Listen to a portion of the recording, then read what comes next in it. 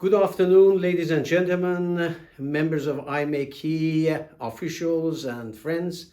This afternoon, for a very short period, I will be talking to you about the shipping industry and how well it is responding with regard to climate change.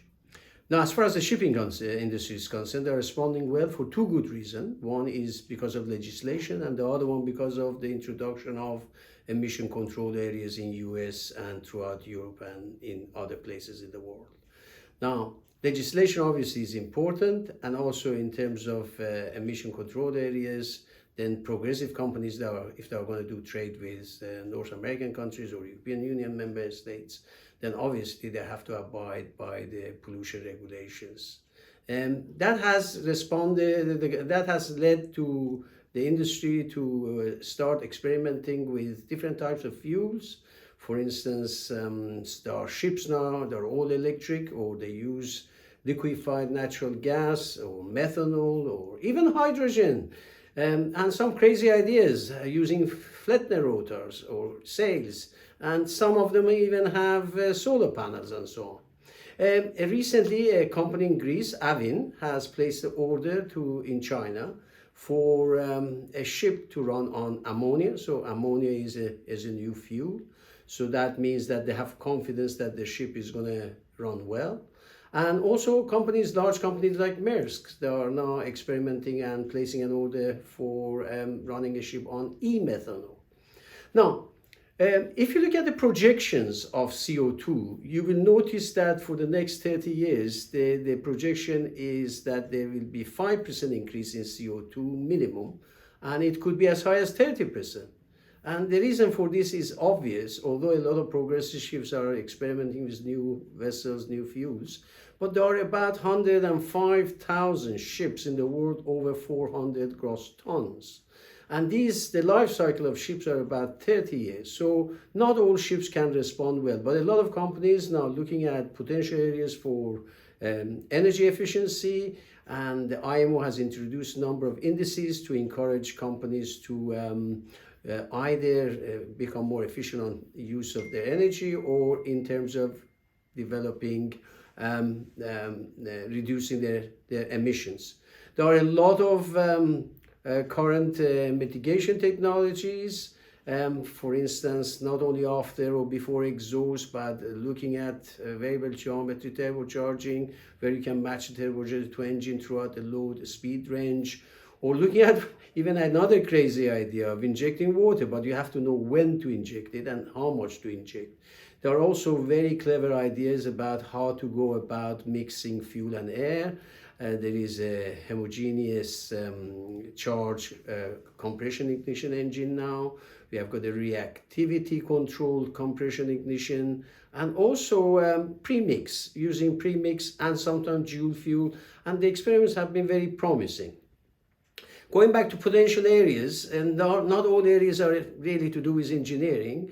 When there is an economic downturn, or in terms of what happened in the last 18 months in terms of pandemic, a lot of ships have decided to slow down. They call it slow steaming. That means they run their engine at the maximum efficiency level, but that obviously means it's going to take longer to go from A to B. But that is not important when the business is not that promising. We are also looking at even things like hull coating or cleaning, looking at degrading sometimes the engine, so that you have actually brings the speed to a level, or load to a level that suits that particular ship for a particular passage. There are obviously, in terms of looking at engine efficiency, my own organization, C4FF, has been involved in developing clean engines. Now, in terms of future fuels, diesel is going to stay with us, but gradually we will be moving into biofuels, methanol, methane, and also looking at electric. But my view is that hybrid is also here to stay. So since this engine have got a life cycle of 30 years, so it's good to have some sort of propulsion system that allows some of the ships to enter ports producing less emissions, so that they abide by the target set. In terms of big polluters, United States was the big polluter, China, and now China is the big polluter. Unless these two major forces work with us, the future is not going to be that promising. So it's very important for making sure whatever we do in terms of climate change, we bring these two powers into the equation. Looking at maritime regulations, there have been a lot of regulation, not only by IMO. IMO started some in 2010, introducing a number of legislation in terms of emission control areas, but also in terms of sulfur. They have reduced the level of sulfur almost to a minimum. I know refineries had problems producing such a fuel, but now they have managed to do so. Same thing with nitrogen oxide. I don't know what the issue is with nitrogen oxide. I had a lot of experiments which I burned nitrogen oxide. So nitrogen can be burned, the oxygen can be taken from, and what is left is the nitrogen which could be dispersed into the air.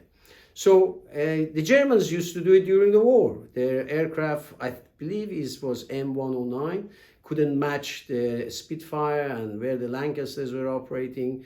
But by using the NOx from their engine emissions, they managed to burn that to go to a higher heights, or in terms of staying longer in the air. And they become formidable against the Spitfires, I may say. Now, Europe has come up with a number of emissions for 2020.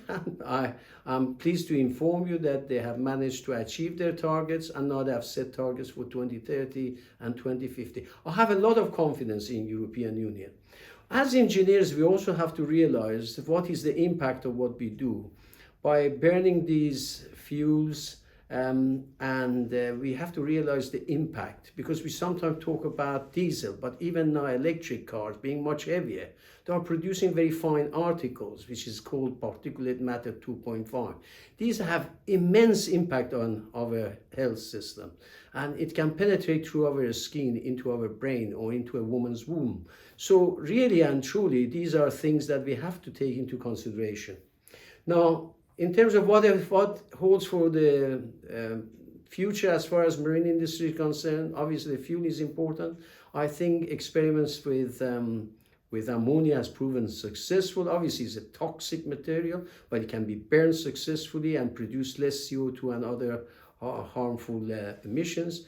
But I also feel that the government has wrongly demonized diesel. Diesel is one of the most efficient fuels and one of the most efficient cycles, with a thermal efficiency reaching to 60% or even slightly higher.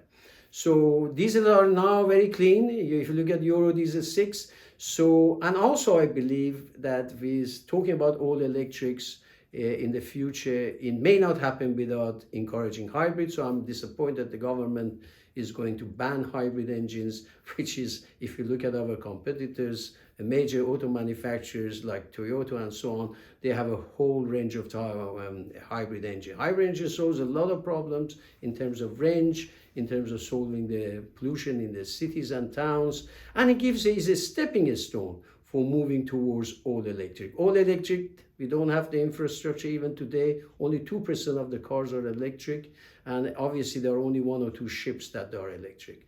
So we have to take these things into consideration. What about energy density? The important thing is that people sometimes don't understand that petrol and diesel have huge energy density compared to hydrogen and so on. Obviously, if you pressurize the hydrogen, then there is obviously that can be a fuel for shipping, or in fact for all modes of transport, but there are obviously safety issues and so on.